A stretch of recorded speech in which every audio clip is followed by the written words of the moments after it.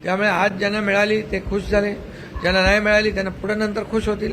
ही निरंतर प्रक्रिया सुरू राहणार आहे. कारण म्हाडाचं नवीन धोरण देखील आम्ही आणतोय आणि त्या धोरणामध्ये affordable housing, affordable rental housing, working woman housing, hostel आणि त्याचबरोबर सिनियर सिटीजन साठी घरं आणि त्याचबरोबर स्टुडंट हॉस्टेल जे आहे आणि स्टुडंट हॉस्टेलसाठी देखील त्या हाऊसिंगमध्ये नवीन धोरणामध्ये त्या पॉलिसीत देखील त्याचा अंतर्भाव आम्ही करतोय. त्यामुळे समाजातल्या प्रत्येक घटकाचा विचार करून आम्ही हे सगळे निर्णय घेतो. यामध्ये गिरणी कामगारांना घरं, पोलिसांना घरं, आपले गरीब डबेवाले आहेत त्यांचा विचार या ठिकाणी आम्ही करतोय. कारण सर्वसामान्य माणसाला घर मिळालं पाहिजे ही भूमिका आमच्या सरकारची आहे आणि त्याची खऱ्या अर्थाने सुरुवात झाली आहे. आदरणीय प्रधानमंत्री महोदयांचं देखील सर्वांसाठी घरं ही एक जी काही योजना आहे याचा देखील फायदा आपल्या राज्यामध्ये होतोय लोकांना. पंतप्रधान आवास योजना यामध्ये राज्य आणि केंद्र सरकार मिळून ही योजना आम्ही पुढे नेतोय. शहरी आणि ग्रामीण भागामध्ये देखील मोठ्या प्रमाणावर लोकांना परवडणारी घरं मिळाली पाहिजे ही भूमिका आहे. आणि रखडलेले जे प्रकल्प आहे मग ते झोपडपट्टीचे असतील, म्हाडाचे असतील, इतर धोकादायक इमारतींचे असतील ते देखील आम्ही मार्गी लावतोय. त्यामध्ये देखील जे डेव्हलपरने 20-25 वर्षापासून प्रकल्प सोडून दिलेले आहेत हे असे प्रकल्प आम्ही SRA, MHADA, MMRDA, CIDCO, MIDC आणि BMC त्याचबरोबर आणखी ज्या काही आमच्या एजन्सीज आहेत या एजन्सीच्या माध्यमातून या पुढच्या काळामध्ये रखडलेले सर्व प्रकल्प जे आहेत आम्ही टप्प्याटप्प्याने मार्गी लावणार आहोत. आणि खास करून मुंबईतले जे रखडलेले प्रकल्प, मुंबईतला माणूस मुंबईकर जो आहे बाहेर फेकला गेला आहे त्याला पुन्हा मुंबईत आणण्यासाठी मुंबईतले प्रकल्प देखील पुढे नेतोय.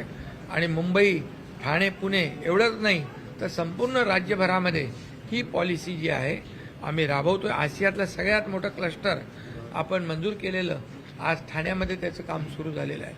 आणि त्यामुळे या सगळ्याच माध्यमातून परवडणारं घर, हक्काचं घर, वेळेमध्ये घर देण्याचा योजना आणि नियोजन आम्ही म्हाडाने केलेलं आहे.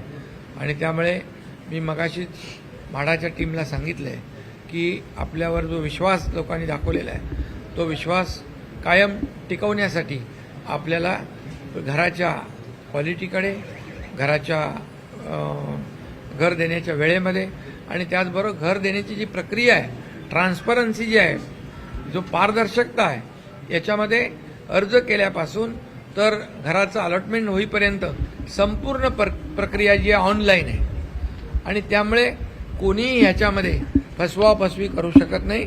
आणि ग्राहकांनी देखील असं कोणी सांगत असेल की मी तुम्हाला घर मिळवून देतो, मला पैसे द्या, अशा भूलथापानं बळी पडता कामा नये. पूर्णपणे ट्रान्सपरन्सी याच्यामध्ये आहे आणि त्यामुळे पारदर्शकता आणि सुटसुटीतपणा, सुलभपणे लोकांना घरं मिळतात त्यांचा मी मनापासून अभिनंदन करतो.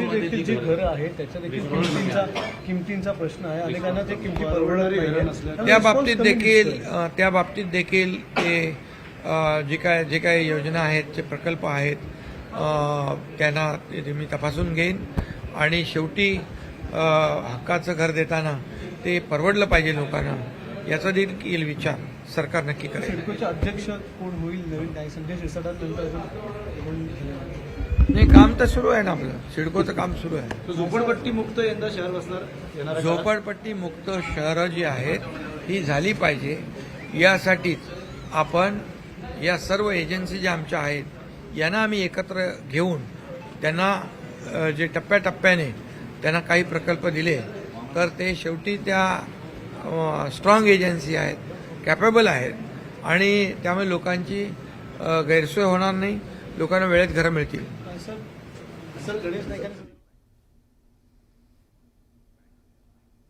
यानंतर घेऊयात एक छोटासा ब्रेक.